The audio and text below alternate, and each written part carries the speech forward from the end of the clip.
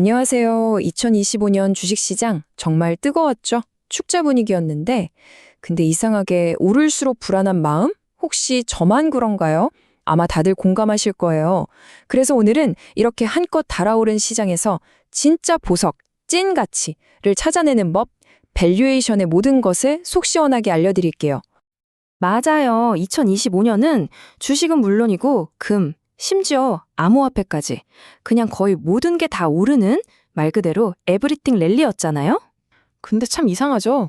파티가 무르익을수록 이러다 곧 끝나지 않을까 하는 불안감이 스멀스멀 올라오는 건 대체 왜일까요? 아마 그 이유는 바로 이 숫자 때문일 겁니다. S&P 500 지수가요, 2024년에도 20% 넘게 올랐는데, 작년에도 또 2년 연속으로 20% 이상 급등했거든요. 이렇게 시장에 막 뜨겁게 달리니까 오히려 한편으로는 이거 너무 과열하냐 하는 걱정이 고개를 드는 거죠. 네, 바로 이거예요. 우리가 느끼는 불안감의 핵심은 주식 가격이 기업의 실제 체력, 즉 펀더멘털보다 너무 빨리, 너무 많이 달려갔다는 느낌 때문이에요.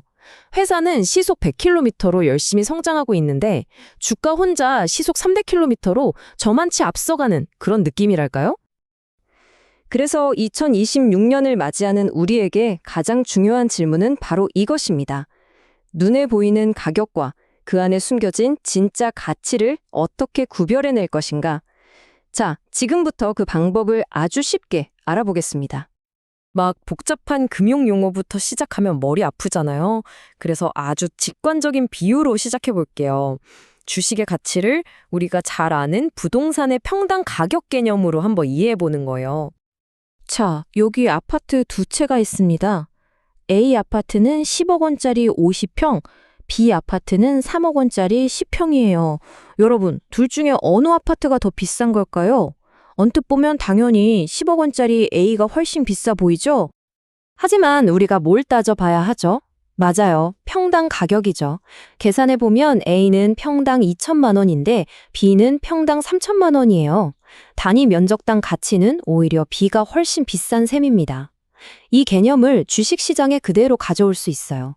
주식에서 집값은 그 회사의 전체 덩치인 시가총액이고요. 평수는 회사가 한 해 동안 벌어들이는 돈, 바로 순이익이라고 생각하시면 됩니다. 그리고 이 주식의 평당 가격이 바로 우리가 많이 들어본 주가 수익 비율, 즉 PER입니다. 쉽게 말해 PER은 투자자들이 이 회사 이익 1원을 사기 위해서 얼마까지 돈을 낼 생각이 있는지를 보여주는 가장 기본적이면서도 중요한 가치 측정 도구인 거죠. 그런데요, PER 하나만 가지고 모든 걸 판단할 순 없어요. 마치 우리가 안경 렌즈를 상황에 맞게 바꿔 끼듯이 여러 가지 다른 지표들을 함께 활용해야 기업의 가치를 훨씬 더 입체적으로 볼 수 있거든요. 자, 지금부터 가치를 제대로 보는 세 가지 핵심 렌즈를 소개해 드릴게요. 어떤 기업의 밸류에이션, 그러니까 PER이 높고 낮은 이유는 결국 이 세 가지로 설명이 됩니다.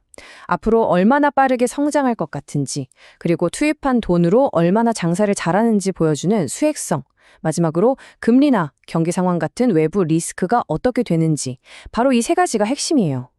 그래서 우리는 두 가지 렌즈를 더 써봐야 합니다. 첫 번째는 EV by EBITDA라는 건데요. 이건 부채까지 포함해서 회사의 진짜 몸값을 보는 렌즈라고 생각하시면 쉬워요.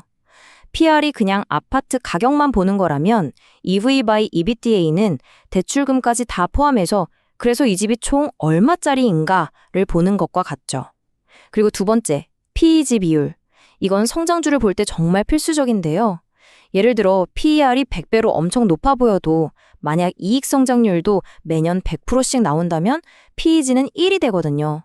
그럼 이 성장성을 감안하면 합리적인 가격이구나 라고 판단할 수 있는 거죠. 물론 세상에 완벽한 지표라는 건 없습니다.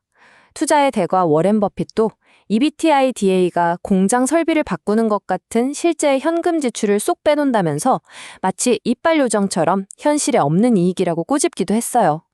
중요한 건 뭐다? 여러 지표를 함께 보면서 서로의 단점을 보완하는 지혜가 필요하다는 겁니다. 자, 그럼 이론 공부는 이쯤 하고 우리가 배운 도구들을 가지고 실제 시장에서 가장 핫한 두 기업이죠. 테슬라와 애플의 가치를 직접 한번 분석해 볼까요? 먼저 테슬라입니다. PER이 무려 287배예요. 보통 제조업체의 PER이 10배 안팎인 걸 생각하면 이건 정말 입이 떡 벌어지는 숫자죠. 이 숫자를 대체 어떻게 이해해야 할까요? 전통의 자동차 강자 GM과 비교해보면 이 차이가 더 확실하게 느껴집니다. GM의 PER은 고작 7배 수준이거든요. 도대체 이 어마어마한 밸류에이션 차이의 비밀은 뭘까요? 정답은 바로 미래에 대한 기대감에 있습니다. 시장은 테슬라를 더 이상 그냥 전기차 만드는 회사가 아니라 완전 자율주행 소프트웨어나 로보택시, 그리고 옵티머스 같은 로봇을 만드는 AI, 로보틱스 기업으로 보고 있는 거예요. 지금 당장 버는 돈이 아니라 앞으로 이 기술들이 만들어낼 엄청난 미래 가치에 돈을 걸고 있는 거죠. 자, 다음은 애플입니다. 테슬라만큼은 아니지만 이미 세계 최대 기업인 애플 역시 35배라는 꽤 높은 PER을 유지하고 있어요. 이렇게 다 큰 성숙한 기업인 애플의 높은 가치는 대체 어디서 나오는 걸까요? 애플의 비밀은 크게 두 가지입니다. 첫째는 ROIC의 마법이에요. 투입한 돈 대비 벌어들이는 수익률이 어마어마하게 높아서 창고에 현금이 그냥 계속 쌓이는 구조예요. 그리고 둘째는 그렇게 쌓인 돈으로 뭘 하느냐? 바로 자기 회사 주식을 어마어마하게 사들입니다. 이건 마치 똑같은 크기의 피자 한 판이 있는데 조각수를 8조각에서 6조각으로 줄여버리는 것과 같아요. 그럼 내 손에 들린 한 조각이 훨씬 더 커지겠죠? 이게 바로 자사주 매입의 힘입니다. 자, 이제 밸류에이션이 뭔지, 실제 사례는 어떤지 다 살펴봤으니 제일 중요한 실전으로 넘어가 봐야겠죠? 2026년을 위한 투자 전략, 지금 바로 시작합니다.